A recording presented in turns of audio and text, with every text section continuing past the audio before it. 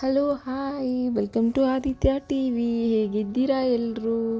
ಇವತ್ತಿನ ಫಾಸ್ಟ್ ಲೈಫಲ್ಲಿ, ಸ್ಪೀಡಾಗಿ ಹೋಗ್ತಾ ಇರೋ ಲೈಫಲ್ಲಿ ಏನೇನೇನೇನೋ ಮಷಿನರೀಸ್ ಇಂಟ್ರೊಡ್ಯೂಸ್ ಮಾಡ್ತಾ ಇದ್ದಾರೆ. ಬಟ್ಟೆ ಒಗೆಯೋಕ್ಕೆ ಮಷೀನು, ಪಾತ್ರೆ ತೊಳೆಯೋಕ್ಕೆ ಮಷೀನು, ಕಸ ಗುಡ್ಸೋಕ್ಕೂ ಮಷಿನ್ಸ್ ಇದೆ. ಸೊ ಇಲ್ಲೊಬ್ಬರು ದೋಸೆ ಮಾಡೋಕ್ಕೂ ಮಷಿನ್ ಕಂಡುಹಿಡಿದಿದ್ದಾರೆ. ಸೊ ಈ ದೋಸೆ ಹೇಗೆ ಮಾಡ್ತಾರೆ ನೋಡೋಣ ಬನ್ನಿ. ಸೊ ಈ ಮಷೀನಲ್ಲಿ ಆಲ್ರೆಡಿ ರುಬ್ಬಿರೋ ಅಂಥ ದೋಸೆ ಹಿಟ್ಟು ಹಾಕೋದಕ್ಕೆ ಮೇಲೆ ಒಂದು ಕಂಟೈನರ್ ಕೊಟ್ಟಿರ್ತಾರೆ. ಸೊ ಈಗ ತೋರಿಸ್ತೀನಿ ನಾನು ಅದು ಹೇಗೆ ಮಾಡ್ತಾರೆ ಅಂತ. ಸೊ ಮೇಲೆ ಕೊಟ್ಟಿರೋ ಕಂಟೈನರ್ನಲ್ಲಿ ನಾವು ರುಬ್ಬಿರೋ ಅಂಥ ದೋಸೆ ಹಿಟ್ಟನ್ನ ಹಾಕಬೇಕಾಗತ್ತೆ. ಸೊ ಹಾಕಿದಂಥ ದೋಸೆ ಹಿಟ್ಟು ನಾವು ಸೆಟ್ ಮಾಡಿರೋ ಅಂಥ ಕ್ವಾಂಟಿಟಿಗೆ ಬಂದು ಕೆಳಗಡೆ ಬೀಳುತ್ತೆ. ಸೊ ಈ ಕೆಳಗೆ ಬಂದಂಥ ದೋಸೆ ಹಿಟ್ಟನ್ನ ಆಲ್ರೆಡಿ ಇನ್ಬ್ಯೂಲ್ಟ್ ಆಗಿರೋ ರೋಲರ್ ಸಹಾಯದಿಂದ ಹರಡಲಾಗುತ್ತೆ. ಸೊ ಇದು ನಾವು ಮನೆಯಲ್ಲಿ ಮಾಡಿರೋ ದೋಸೆ ಅಷ್ಟು ಕನ್ಸಿಸ್ಟೆನ್ಸಿಯಲ್ಲೇ ಅಷ್ಟೇ ತೆಳ್ಳಗೆ ಮಸಾಲೆ ದೋಸೆ ರೆಡಿ ಆಗುತ್ತೆ. ವಾವ್, ನೋಡ್ತಾ ಇದ್ದೀರಾ ಎಷ್ಟು ಬೇಗ, ಎಷ್ಟು ಚೆನ್ನಾಗಿ, ನಮಗೇನು ಕೆಲಸನೇ ಇಲ್ಲ ಅನ್ನೋ ಥರ ಮಸಾಲೆ ದೋಸೆ ರೆಡಿ ಆಗಿಬಿಡ್ತು.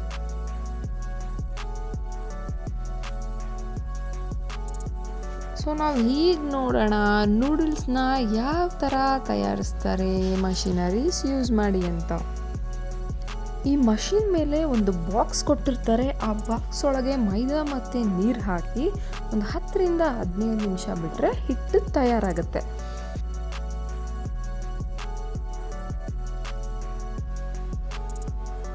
ಆ ಹಿಟ್ಟು ಅವರು ಈ ಆಕಾರದಲ್ಲಿ ಹೊರತೆಗೆದು ಅದನ್ನು ರೋಲ್ ಮಾಡೋಕ್ಕೆ ಹಾಕೋತಾರೆ. ಸೊ ನೋಡ್ತಾ ಇರ್ಬೋದು ಎಷ್ಟು ದೊಡ್ಡ ರೋಲ್ ಮಾಡಿದ್ದಾರೆ ಅಂತ. ಸೊ ಅವರೀಗ ತೆಗೆದಂಥ ರೋಲ್ನ ಮಷಿನ್ ಅಳವಡಿಸಿ ಅದಕ್ಕೆ ನೂಡಲ್ಸ್ ಮೋಲ್ಡ್ ಹಾಕಿದಾಗ ಈ ರೀತಿ ನೂಡಲ್ಸು ತಯಾರಾಗುತ್ತೆ. ನೋಡ್ತಾ ಇರ್ಬೋದು ಮೇಲೆ ರೋಲ್ ಇದೆ, ಕೆಳಗಡೆ ನೂಡಲ್ಸು ಬರ್ತಾನೆ ಇದೆ. ಈ ಮಷಿನ್ನ ದೊಡ್ಡ ದೊಡ್ಡ ಹೋಟ್ಲ್ಗೆ ಉಪಯೋಗಿಸ್ತಾರೆ. ಈಗ ತೋರಿಸ್ತಿದ್ದೀವಿ ಮನೆಯಲ್ಲೇ ಮಾಡೋ ನೂಡಲ್ಸ್ ಮಷಿನ್. ಇದು ಅಮೆಝಾನ್ನಲ್ಲಿ ಈಸಿಯಾಗಿ ಅವೈಲಬಲ್ ಇದೆ. ನೀವು ಹೊರಗಡೆ ತೊಗೊಂಬಂದು ನೂಡಲ್ಸ್ ಮಾಡೋಕ್ಕೆ ಇಷ್ಟ ಇಲ್ಲ ಅಂದಾಗ ಈ ಥರ ಒಂದು ಸಣ್ಣ ಮಿಷಿನ್ ಸಹಾಯದಿಂದ ಮನೆಯಲ್ಲೇ ಮಕ್ಕಳಿಗಾಗಲಿ ದೊಡ್ಡವ್ರಿಗಾಗಲಿ ನೂಡಲ್ಸ್ನ ಮಾಡ್ಕೊಳ್ಬೋದು. ಈ ಮನೆಯಲ್ಲಿ ತಯಾರಿಸೋ ನೂಡಲ್ಸ್ಗೆ ನೀವು ಮೈದಾ ಆದರೂ ಯೂಸ್ ಮಾಡ್ಬೋದು, ಗೋಧಿ ಹಿಟ್ಟಾದರೂ ಯೂಸ್ ಮಾಡ್ಬೋದು. ಈಗ ತುಂಬಾ ಯೂಸ್ಫುಲ್ ಮತ್ತು ತುಂಬಾ ಖುಷಿಯಾಗೋ ಒಂದು ಮಷಿನ್ ತೋರಿಸ್ತೀನಿ.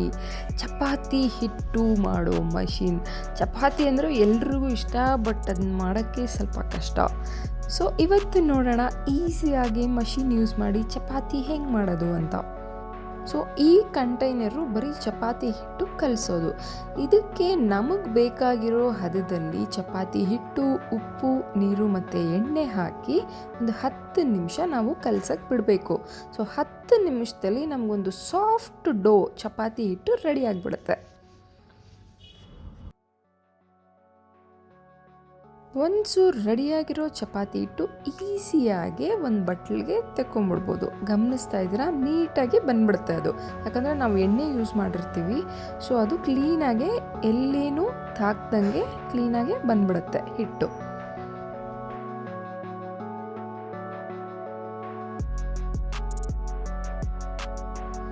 ಸೊ ಹಿಟ್ಟು ಹೊರಗಡೆ ತೆಗೆದ ಮೇಲೆ ಇದಕ್ಕೆ ಅಂತ ಒಂದು ಕಂಟೈನರ್ನ ಕೊಟ್ಟಿರ್ತಾರೆ. ಆ ಕಂಟೈನರ್ನಲ್ಲಿ ಈ ಹಿಟ್ಟನ್ನ ಹಾಕಿ ಪ್ರೆಸ್ ಮಾಡಬೇಕು. ಪ್ರೆಸ್ ಮಾಡಿ ಮಷಿನ್ನ ಆನ್ ಮಾಡಬೇಕು.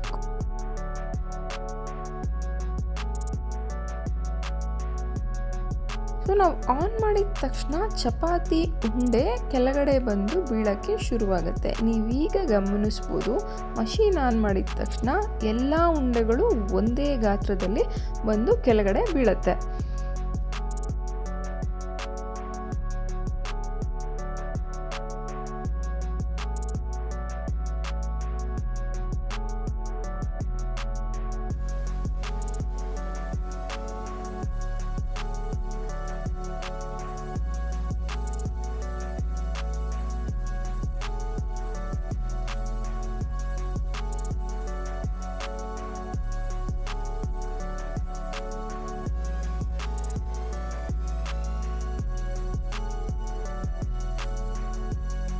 ಸೊ ಒಂದು ಸತಿ ಉಂಡೆ ಎಲ್ಲ ಫಿನಿಶ್ ಆದಮೇಲೆ ಈ ಮಷೀನ್ನ ಆನ್ ಮಾಡಿ ಇಲ್ಲಿ ಲೈಟರ್ ಕೊಟ್ಟಿರ್ತಾರೆ. ಸೊ ಇದು ಗ್ಯಾಸ್ ಕನೆಕ್ಷನ್ನು ಇರುತ್ತೆ.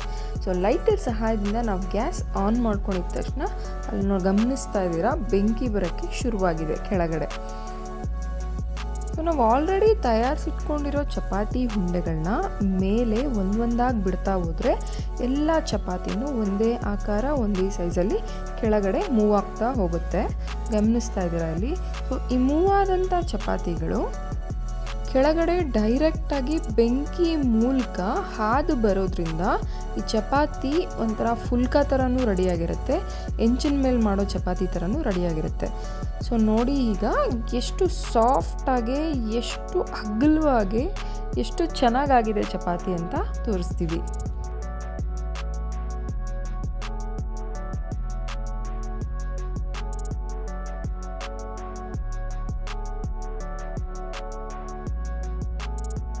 ಸೊ ಈ ಚಪಾತಿ ನಾವು ಮನೇಲಿ ಮಾಡಿರೋ ಚಪಾತಿ ಥರನೇ ಟೇಸ್ಟ್ ಬರುತ್ತೆ. ಸೊ ತುಂಬಾ ಸಾಫ್ಟ್ ಮತ್ತು ಫ್ಲಫಿಯಾಗಿ ಚಪಾತಿ ಆಗಿದೆ ಇಲ್ಲಿ.